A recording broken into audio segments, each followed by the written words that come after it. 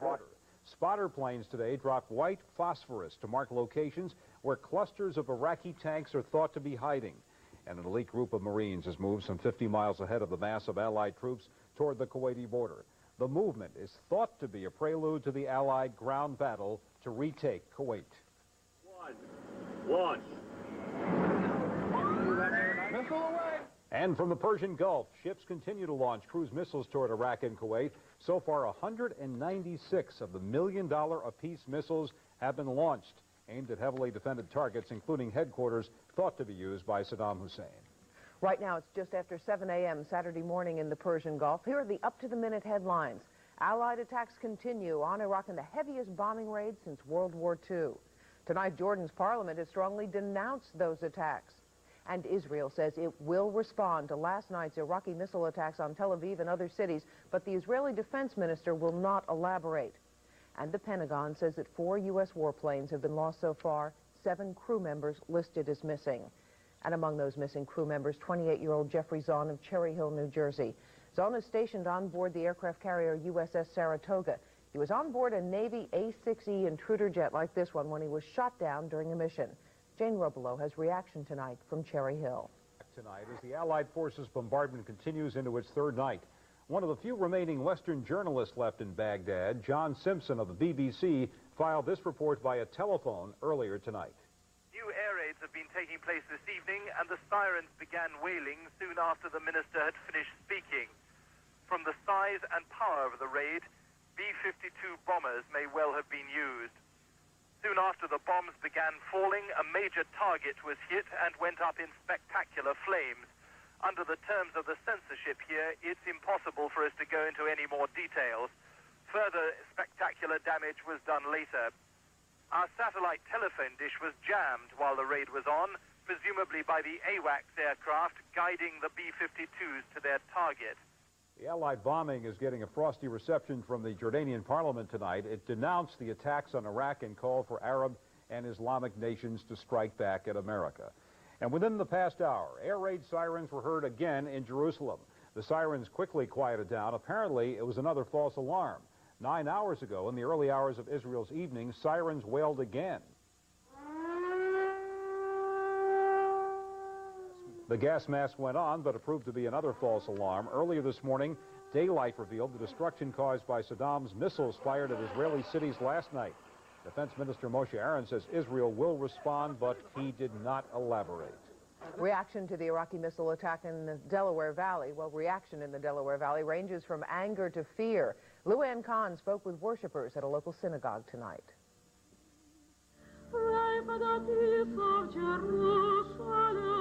On this Sabbath night, Jews of Temple Beth Am have come to pray for peace, to comfort each other. Many, like Ted and Goldie Fair, are afraid more bombs will drop on Israel, where their children and grandchildren live. They're scared. I can hear it in her voice when she talks to me. It's an ache in your heart, especially when they're in danger. Our coming together as a congregation is an example of the Jewish spirit. On this night, some of the congregation's young people are part of the service. All their religious upbringing has taught them Israel is their homeland, though most have never been there. They are torn as to what Israel should do. I'm happy to see that they've not decided to attack Iraq. I don't think they can just sit there. I think they need to do something in return. When your family is threatened, not to be able to go back and fight back is indeed something amazing to me. I hope that they do not have to fight back. Many here can't help but compare Hussein to Hitler. The threat of chemical warheads in Israel reminds them too much of the gas chambers of concentration camps in World War II. Hundreds of Allied warplanes are soaring through the skies over Iraq in a search and destroy mission. Their target, Saddam Hussein's deadly mobile Scud missile launchers. The Pentagon confirms that 10 of the mobile launchers have been destroyed since last night's attack on Israel. However, as military officials say, finding them is like finding a needle in a haystack. And here's why. The Iraqis have been hiding their mobile launchers under highway underpasses, then moving them into firing positions at night. It's not until the Scud fires does the rocket plume give away its location. Then it is a race against time, as the launchers try to race away before the bombers arrive, and with good reason. The accuracy of the American pilots with their bombs has been incredible. This tape, released just today, shows how the pilot of a stealth fighter dropped a laser-guided bomb right down the air shaft of one target. We're in the vicinity of Baghdad. These are air shafts that provide best access into this concrete structure. And keep your eye on the front door, the airlock door, as the debris comes out the door from the bomb going in this lead-in air shaft. And that's not all. Watch what happens to this missile storage site in Kuwait. 2 laser-guided bombs right through the front door. American military commanders say the search and destroy missions will continue until all of Hussein's headquarters and mobile missile launchers are devastated. But as we head into the third day of war in the Gulf, President Bush trying to dampen expectations of a quick victory. The president received a briefing at the Pentagon where he got an update on the military's next move.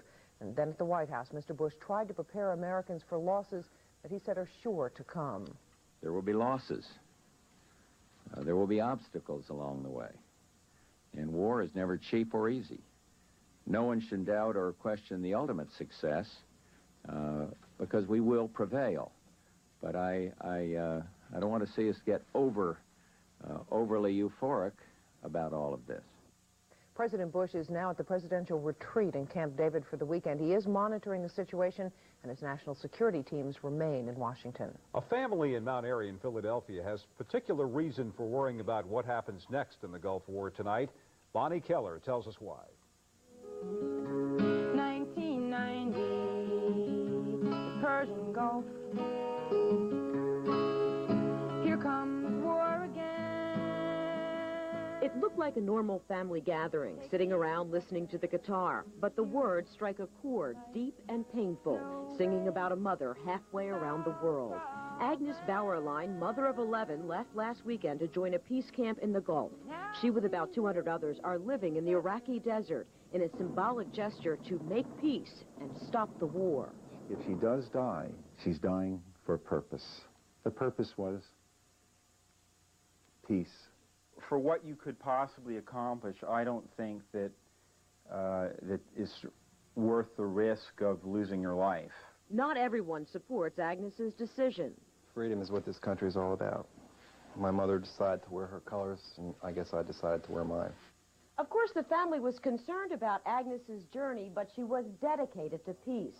But now their concern has turned to fear for Agnes and the others living in the desert now that the war has begun. Since the bombs started falling, 7 members of the Gulf Peace Camp are missing, including Roxborough musician Joseph Parsons.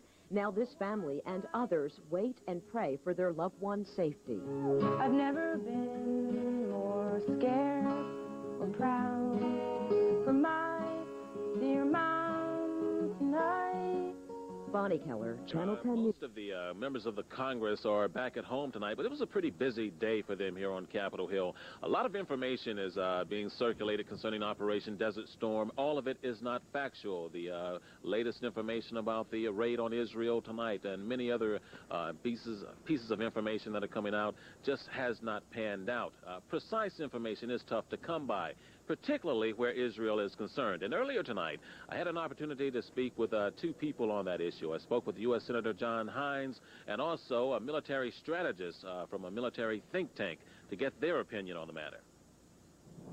Well, Arthur, I would like to see the Israelis continue to exercise restraint because not so much because of the stresses and strains on the politics of the alliance, but because on the possible effects on the populace and how that could make it more difficult by destabilizing the politics of those countries to win the peace afterwards. Well, Israel, as usual, will probably retaliate. But if they do retaliate, I don't think it will have any effect on the coalition. If they retaliate, that will be it. They'll come in, do a retaliatory strike. They won't join the forces and be part of the war. And retired Captain Bush said, keep this in mind. Saddam Hussein has nearly 700 planes. We've only destroyed about 20 of them to this point. He thinks he could be holding back for the ground forces that will later come in. Just one more reason that we can say there's still a lot of guesswork remaining, Larry and Diane, and we're just going to have to wait this thing out. All right. Thank you very much, Arthur. Thanks, Arthur. Still ahead, it's the end of the line for Eastern Airlines. That story, and we'll continue with our coverage of the showdown in the Gulf. Stay with us. This hour, some here at home are not. It's another breaking story, the demise of Eastern Airlines. Once one of America's greatest airlines, after 62 years, Eastern is shutting down. All flights after midnight tonight have been canceled. Let's go live to Harvey Clark following the story at Philadelphia Airport. Harvey? Larry, Eastern Airlines is dead. It tried to stay alive for about 22 months with no success. The story here is that all flights have been canceled. Tickets will be honored by American Airlines. But moreover, employees are being asked not to report to work tomorrow, all except for reservations agents. There will be no flights after the 11:35 flight from Atlanta coming in tonight. Some folks got stranded, and they were not very happy about it. Supposed to be in San Juan and taking the Horizon cruise down into the Caribbean, and it looks like we got no flight now. They promised us in Atlanta. What was the place in Atlanta? There would be a hotel room. There'd be people waiting here to look after us, and we'd get out on U.S. Air tomorrow morning. End of story. I come down here. The young lady says that isn't so. Now, the shutdown did not catch anyone off guard. Even the other airlines coming in had some word earlier today that midnight would be the deadline. American Airlines said that they're going to bid for the routes from Eastern. They're also going to honor Eastern tickets. If you have any information that you need tonight, call 1-800-EASTERN. 1-800-EASTERN. Reservation agents are being asked to come to work tomorrow, but all flights are off tonight. Back to you guys. Thank you, Herb. Thanks. Tonight, there are more local reserve units leaving for the war in the Gulf. More than 275 Delaware Guard members specializing in aircraft maintenance and operations are preparing to leave for the Middle East. Headed for Saudi Arabia, the 166th Tactical Airlift Group, the 166th Consolidated, and the 142nd Airlift Squadron. The largest number of Delaware Air National Guard members called up since the Gulf crisis began. Oil prices took a nosedive today, reacting to news from the Middle East. On world markets, the price of crude oil dropped more than $2. That means the top showdown in the Gulf. From CBS News headquarters in New York, here is Dan Rather. Good evening. It's Sunday in the Persian Gulf. It is not a day of rest. The war there has entered a new phase. The U.S. military says it is shifting the focus now of its massive bombing raids from military targets in and around Baghdad to Iraqi troops on the ground in Kuwait. Amid the battles, a tug of war. On one side, Iraq, trying to pull Israel into the Gulf conflict. On the other side, the United States, attempting to keep Israel on the sidelines with a new promise of protection and the military hardware to back it up. American-made Patriot missiles and American troops are on the ground in Israel tonight, protecting its skies. These Patriots are the same missiles that were so successful in knocking out an Iraqi Scud over Saudi Arabia.